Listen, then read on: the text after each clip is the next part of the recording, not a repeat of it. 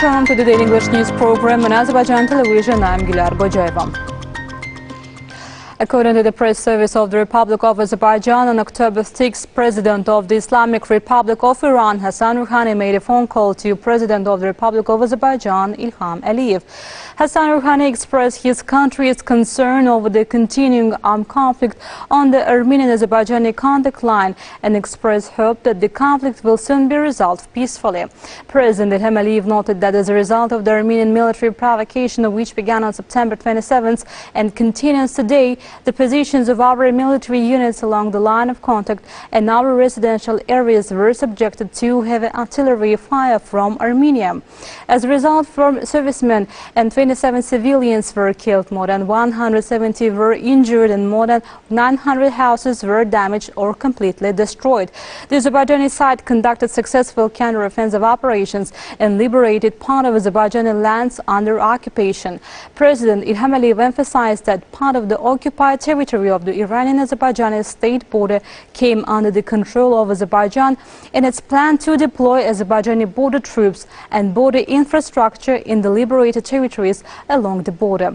The head of state said that Armenia's ongoing military aggression and provocations are the biggest obstacle to ensuring peace and security in the region.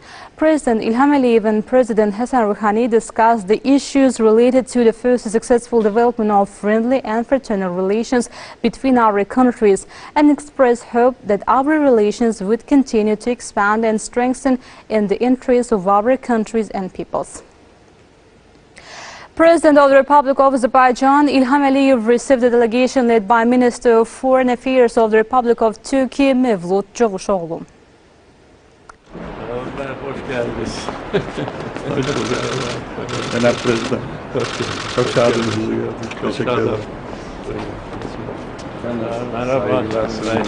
Merhabalar.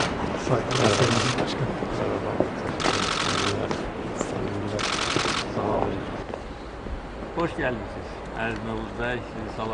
Welcoming the Turkish delegation, President İlham Aliyev said this visit has a special significance. Of course, your visit at a time when it's not so easy for Azerbaijan is of special importance. This is a manifestation of the open support of the part of the brotherly country. The people of Azerbaijan are deeply grateful to the fraternal Turkish people and its president for their support. President Recep Tayyip Erdogan's very open and resolute statements have shown the whole world that Azerbaijan is not alone. Azerbaijan has a great global power, a brotherly country such as Turkey next to it.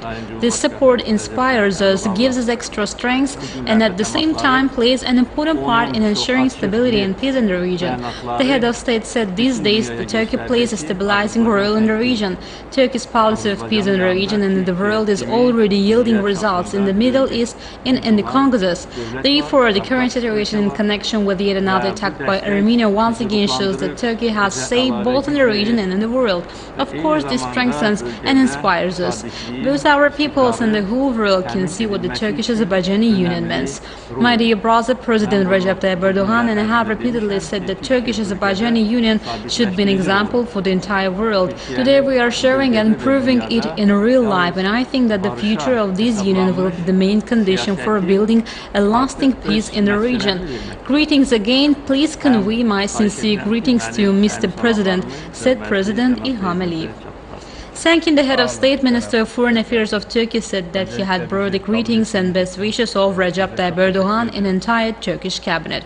As Your Excellency emphasized, I came here to show the support of Turkey and the Turkish people for Azerbaijan. Today, under your leadership, Azerbaijan is fighting to liberate its lands and is capable of doing that. It has the strength and potential. Of course, as Turkey and the Turkish people, we are ready to provide any support to Azerbaijan whenever it needs it and in any field. Our President Erdogan and ourselves explain and emphasize this from every platform. It's our duty to communicate Azerbaijan's just struggle to the whole world. We are doing this together with my brother Ceyhun and all our embassies abroad, embassies of Azerbaijan and Turkey. We will continue to work together with greater vigor on the instructions we receive from you today. The occupied territories of Azerbaijan must be liberated. Azerbaijan is legally and morally right, and while explaining pleading this rightful cause everywhere. We will hopefully continue the struggle together on the field and at the table, inshallah, said Mevlut Cavusoglu. Expressing gratitude to the President for receiving them, Minister of Foreign Affairs of Turkey expressed hope that today's meetings will be beneficial for the liberation of Azerbaijani lands. Turkish Foreign Minister Mevlut Cavusoglu, who's an official visit to Baku, met with his Azerbaijani counterpart Ceyhun Bayramov. The ministers discussed the latest situation on the line of contact. At the joint briefing held after the meeting, Mevlut Cavusoglu stated that the world should support the right side, Azerbaijan, and international law. Ceyhun Bayramov, in his turn, said our country, during the Armenian provocations at all levels, saw and felt Turkey's support. We believe that the military operations carried out in recent days have completely openly demonstrated this problem not only for the Azerbaijani state but also for the Azerbaijani society, because from the first day the enemy regularly fires heavy artillery and various types of weapons at our civilian facilities, population, cities and villages, points of no military significance. As a result, according to the morning information, 27 civilians were killed and 143 were seriously injured. It's not a new tactic. Armenia used this tactic back in the 90s. Their goal is to sow anxiety and panic among the civilian population, thereby to sabotage the work of state bodies and achieve their insidious plan. For 30 years, the same calls have been voiced in connection with the Nagorno-Karabakh conflict. I have met with the co-chairs many times. They show the same attitude towards the occupier and towards Azerbaijan. Do they tell Armenia to immediately withdraw from Azeri lands? The whole world now must understand this cannot go on like this. Despite the relevant decrees, the occupied lands of Azerbaijan have not been liberated, and every time the attacking side is Armenia, and Azerbaijan, which fought for the liberation of its lands, does not fire at civilian residences. Armenia, which has found itself in a difficult situation, is shelling Ganja, Terter and Khazır. This is a war crime. We look at the calls coming from around the world and its immediate ceasefire. What then? There was a ceasefire until now, and what is the result? Armenians are resuming attacks. There can be a ceasefire, but what will be the result? We are one nation, two states with Azerbaijan. We support the territorial integrity of Azerbaijan. There should be no double standards in this matter. The world should support the right side, Azerbaijan, and be close to international law. Adequate measures will be taken in case the enemy uses Iskander operational tactical missile systems. Defense Minister Zakir Hasanov said a special service meeting held at the Defense Ministry. During the meeting, the current situation and the counter-offensive operation was analyzed and instructions were given to continue the planned, purposeful and consistent destruction of the enemy forces. The Minister of Defense instructed the troops to take vital and necessary activities in the liberated territories. The Minister ordered the Azerbaijani Army to plan actions to deliver strikes at the military strategic infrastructure or enemy territory using the weapons with great destructive power. Zakir Hasanov ordered the Azerbaijani Army to plan large-scale strikes on the military strategic infrastructure of the enemy by using high precision and highly destructive weapons in its arsenal. The Defense Ministry released footage on the seized enemy loot. Let's have a look.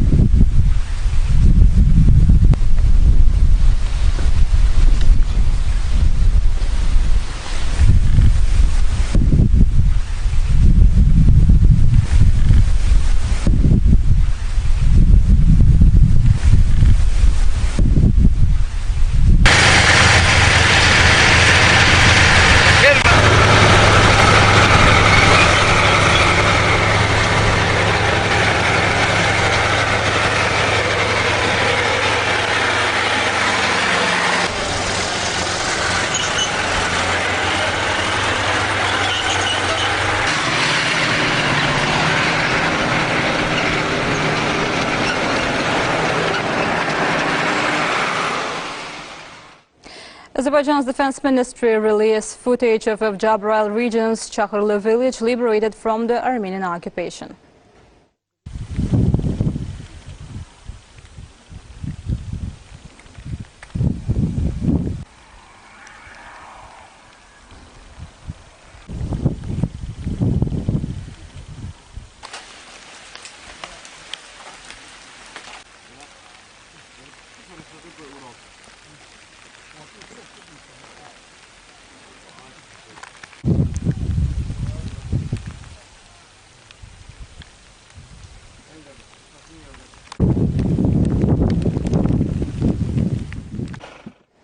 Cluster munitions are used in missiles fired by the Armenian armed forces, according to the information from Azerbaijan National Agency for Mine Action. Cluster shells were found in 2 areas of Goranboy region.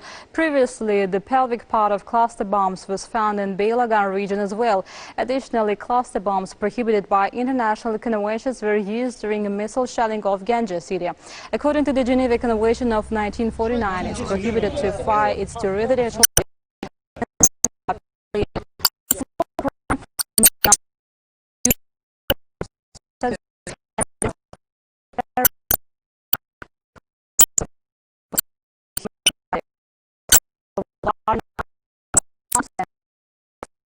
this type of weapon can destroy large areas.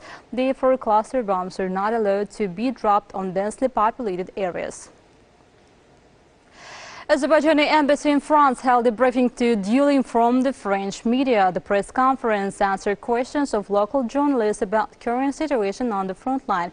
It was underscored that France, as the co-chair of the OSCE Minsk group, should take a more objective stance.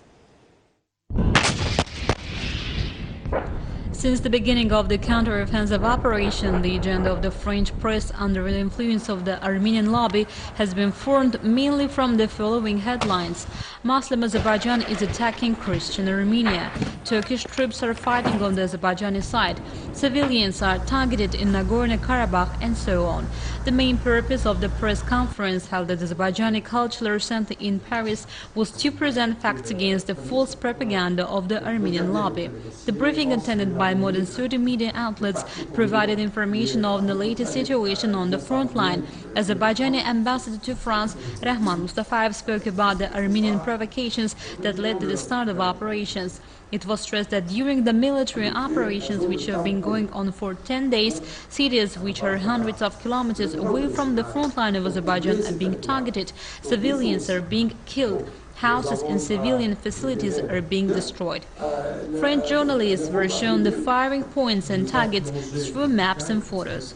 It was also stated that the news about Turkey's participation in military operations in some French media outlets is nothing but the lie of pro-Armenian forces. The main purpose of leaking such allegations to the French media is to cover up the involvement of Asala, PKK and other terrorist organizations on the side of Armenia. Numerous questions of local journalists were answered at the press conference. It was noted that the doors of the Azerbaijani embassy are always open to journalists for more objective and balanced coverage of the ongoing military operations in the French media. In the Embassy of Azerbaijan in Germany, a meeting was held with military attaché of diplomatic corps accredited to this country. Extensive information was shared on country-tag operation conducted by our army.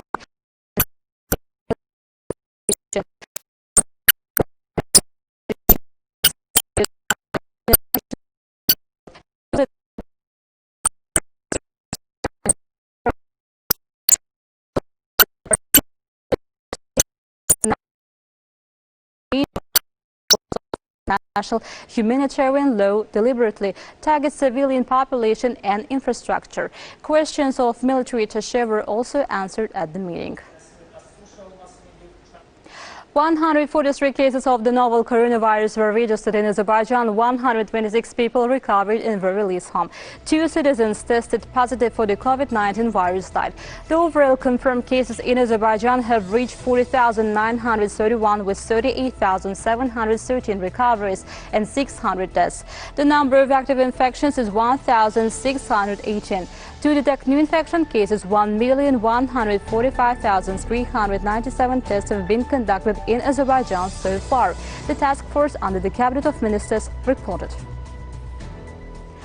That was all for today. Thank you for being with us. Goodbye.